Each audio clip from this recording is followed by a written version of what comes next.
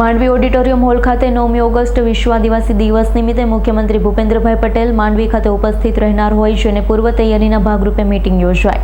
Mandvi auditorium hall ખાતે 9મી August વિશ્વ આદિવાસી દિન નિમિત્તે ભૂપેન્દ્રભાઈ પટેલ માંડવી ખાતે કાર્યક્રમમાં ઉપસ્થિત રહેનાર હોય જેની તૈયારીના ભાગરૂપે આદિજાતિ મંત્રી ભાઈ હળપતિના અધ્યક્ષને બેઠક યોજાઈ હતી। માંડવી અને તાલુકા સોનગઢ તાલુકાના તમામ વિભાગના અધિકારીઓ ઉપસ્થિત રહ્યા હતા।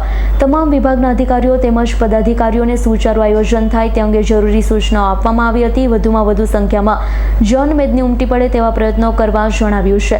તો આ પ્રસંગે ગુજરાત પ્રદેશ આદિવાસી મોરચાના પ્રમુખ અર્જુનભાઈ ચૌધરી, માંડવી પ્રાંત અધિકારી કૌશિકભાઈ જાદવ, ટીડીઓ RS સોલંકી, મામલેદાર જયપ્રકાશ પ્રજાપતિ, સોનગઢના ટીડીઓ તેમજ વિવિધ વિભાગના અધિકારી અને પદાધિકારીઓ ઉપસ્થિત રહ્યા।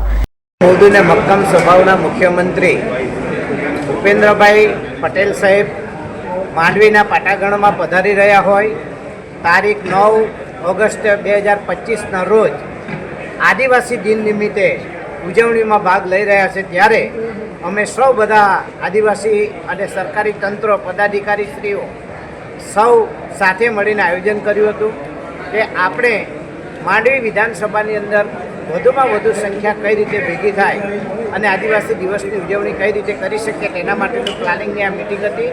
અમે જુદા જુદા વિભાગો સાથે અને સરકારી તંત્ર અને અમારા પાર્ટીના પદાધિકારી મુરબ્બી શ્રી અર્જુનભાઈ પણ આદિજાતિ મોરચાના અમારી સાથે ઉપસ્થિત છે। એમના તરફથી પણ કેટલાક સૂચનો થયા છે। એ સૂચનો મુજબ હું માનું ત્યાં સુધી આ વિધાનસભાની અંદર અમે 50,000ની જનમેદની ભેગી કરીને આદિવાસી દિવસની ઉજવણી કરવાના છે। જીતેન્દ્ર સોલંકીનો રિપોર્ટ, S9 ન્યૂઝ, માંડવી।